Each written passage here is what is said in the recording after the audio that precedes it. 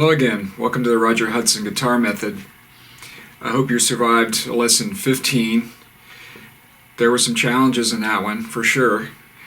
Now we're in lesson 16, key of C sharp minor, the relative minor key of E major. We're on page 79. The key of C sharp minor, we will play in first position. Natural minor form will go up to the G sharp. Just like E major, we have four sharps: F sharp, C sharp, G sharp, and D sharp. The D sharps, here and here. You'll start the scale on C sharp.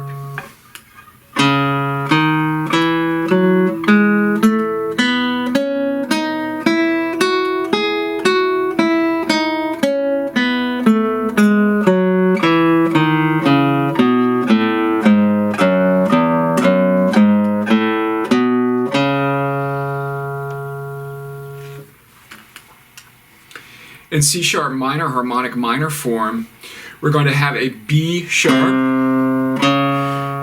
Can't have a C in the key of C sharp minor. It has to be a B sharp because you already have a C sharp. So you can't have two of the same letter name. So that note is actually a B sharp. Sounds just like a C, but it's really a B sharp. That note will be here, B sharp. Also here, B sharp. Okay.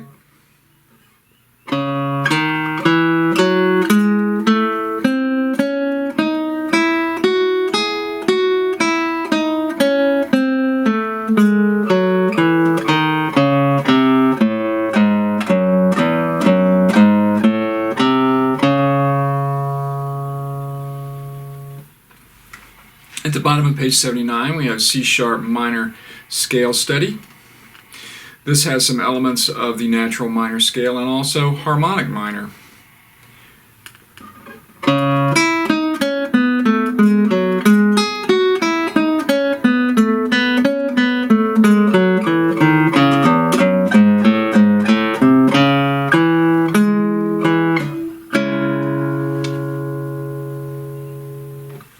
Notice the main chord in C sharp minor is going to be this minor bar chord at the fourth fret.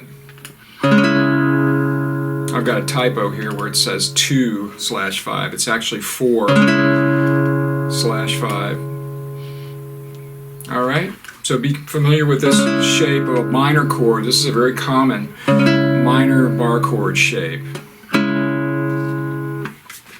Because we have so many sharps in this key, you're going to have some bar chords. You're going to have a lot of bar chords. You're going to have a lot of fretted notes as well. Practice these chord shapes before learning the study in C sharp minor. These chord shapes are some basic chords that are in the key of C sharp minor. So you have a C sharp minor chord. You have this A chord, B7, E, D sharp diminished 7, A7, G sharp minor, G sharp 7. So these are chords that are in the study in C sharp minor. You're going to be working on arpeggios, 5 and 6 string bars.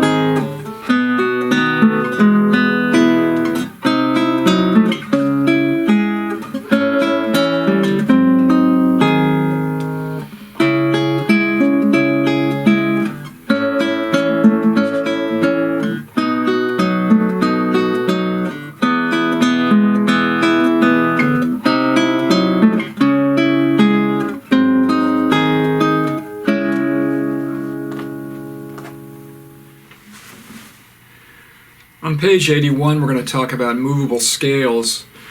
I've mentioned this already when we were talking about playing the D major scale with no open strings, and then we play it up here, which we used in Softly and Tenderly. I'm going to elaborate a little bit more about this now, if you read with me on page 81. Scale patterns which use fretted notes only and no open strings are considered movable. The movable scale's left-hand finger pattern used in one key may be transferred to a new key. The letter name of the key changes depending on where the root starting note of the scale is located. In the example below, a C sharp minor scale, natural minor form, is played in the fourth position with no open strings. If this entire pattern were moved to the fifth position, the scale would be D minor. It is very important to memorize the patterns of movable scales.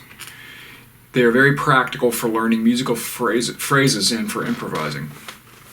So what's happening here is we're going to play the C minor scale in fourth position with no open strings. First finger over the fourth fret on the C sharp, fifth string.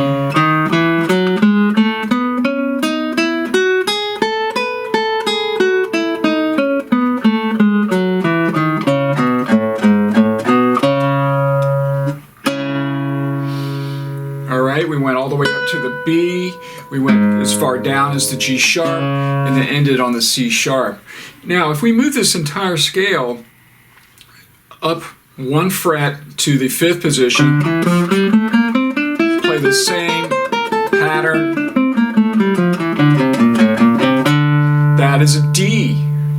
Then if we moved it up one more fret, D sharp minor or E flat minor,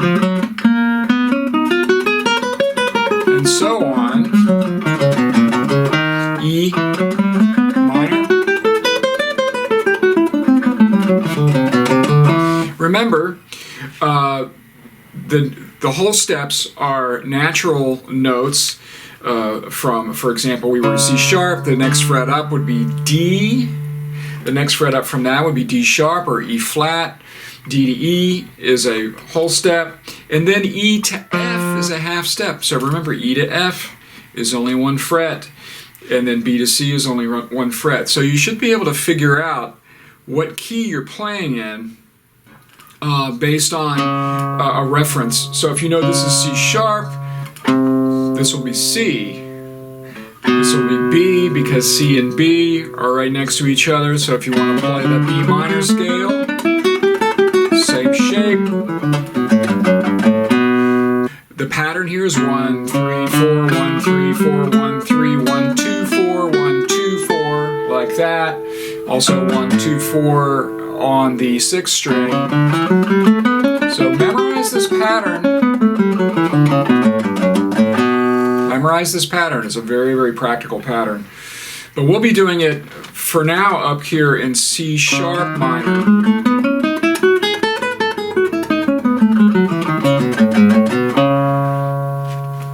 In the middle of page 81, we're going to talk about relative keys. We have a little bit already. C minor shares the same key signature as E major. By starting the same pattern, but on the fourth finger, an E major scale is produced. So instead of starting with this finger here, the first finger, if you started on the fourth finger and used the same exact notes, started and ended on this E, then we would have an E major scale right there. Now you may be wondering, well, what if we started on a different finger? What if we start on the third finger?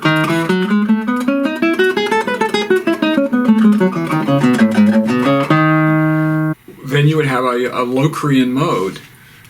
That's a mode. So if you want to learn more about modes, I have a chart on page 106 that shows all the key signatures with the major keys, the relative minor keys, and the modes that are related to each one of those. So keep in mind, when you have a key signature, your typical first choice would be that it would be a major key, The next would be the relative minor key, but it could be in one of the modes. We did Dorian earlier with a Dorian mode. What would be Dorian in relationship to E major? What would the Dorian scale, the Dorian mode related to E major be? Well, it would be an F sharp, because F sharp is the second note. The second note of E major is F sharp, so that would be a Dorian mode. Anyway, we'll talk about it more later. So the scale down here, relative E major scale, which we already played. Now, down at the bottom of the page, we have some chords that are related to the key of C sharp minor. These are seventh chords, and a seventh chord has 4 different notes in it. Of course, you can have doublings of some notes because we have 6 strings, so you could have more than 4 notes. But in this particular case, we'll concentrate on some chords that will be in winding down on page 82. First, we have a C sharp minor 7. It's different than the C sharp minor. The C sharp minor has a 4th finger. C sharp minor 7 doesn't have the 4th finger. Here's the B7. Here's an A major 7. Looks like a bar chord, but it's not a bar chord. Play all 4 of those strings. And then you have this G sharp 7, sharp 5. For now, I want you to just learn these shapes. I'm not going to explain why they are the way they are right now, getting into jazz theory or anything like that. I'll maybe do that in another book some other time, but for now I just want to get you playing. So here is G sharp 7, sharp 5, then you've got an F sharp minor 7, G sharp minor 7, just a bar. I'm only playing these, playing 6, 4, 3, and 2 here. Alright. E major 7, I'm playing it all the way up here. Okay, you can also play it here. Alright, or you can also play it like this. Alright. Interestingly enough, these fingerings right here, actually this is the fingering I have down here, you can also play it up here, which it has different fingers. This would be 3, 2, 4. That's another place to play it, actually where I played it first, but here I have it right there. Also, common fingering is you're barring 3 strings here. That's kind of nice because you use that bar. Classical guitarists that typically don't like to do this sort of thing where you're barring, because you can't, it's not quite as clear, and you also can't do vibrato as easily. But in jazz and finger style playing, sometimes we'll do this sort of thing where you're barring with fingers. Anyway, so those are the chords that you need to learn, the shapes right there that I would familiarize myself with so you can play the rhythm part for winding down on page 82. On page 82 we have a little duet called Winding Down. There are some special techniques in both the parts, the guitar 1 and the guitar 2 part. In the guitar 1 part we have a concept called pizzicato. It's usually used in terms of violin playing or bowed string playing, and it means that it calls for the player to not play with the bow, but to rather play with the fingers. So in some ways, we're always playing pizzicato on the guitar, but on the guitar, a lot of times when we talk about pizzicato, we're really talking about a muting. It's also called palm muting, and you would put your hand, the side of your hand, right on the bridge, where the bridge saddle is. Don't put it up too far here, you won't get much of a sound. Don't put it too far back, and you won't be muting it at all. So your flesh will kind of mute the string like this. Okay, you'll be playing these with your thumb. Alright. right? So keep that muting going right there. And this is what's happening in the guitar 1 part, pizzicato. Then down at measure 5, it says natural, non-pizzicato. So when you play this part, it'll go back to not pizzicato. The guitar 1 part is mostly all in 4th position using that C sharp minor scale, the shape. Here you do have a B sharp here. I've got B sharp here, which is the C, and then I have, this is also a B. I've got the sharp on the B so that when I play that octave higher B, it really should be a natural sign on that. I should have a natural. I'll probably go back and fix that. The beauty of print on demand is I can make some corrections to some typos. But anyway, just to make sure you know that's a B sharp, that's a B natural at measure 6. All right, so most of it is in 4th position. You do have a high C sharp to play here, and that is going to be the highest note you play. That happens at the ending, measure 18, and then it goes up to that. But normally your highest note is going to be a B. Your lowest note will be the B here. So you have an octave range in the melody, so it's pretty simple. The guitar 2 part, we have a concept called sul tasto, which means that you're going to have your hand over the fingerboard. Sul tasto. Right hand plays over the fingerboard around the 15th fret, somewhere around there. Now we have a concept called golpe, tap the fingerboard. A lot of times golpe is where you're tapping the soundboard. In this case, I use the same term, golpe, for tapping the fingerboard. So all you're doing is, all right, like that. So here's the main groove of this tune, winding down, where the guitar 2 part is doing this.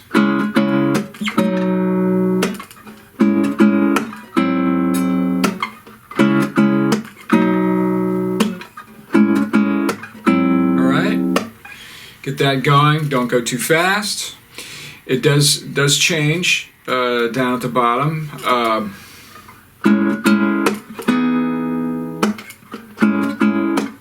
Or you can also do it this way. Same chord.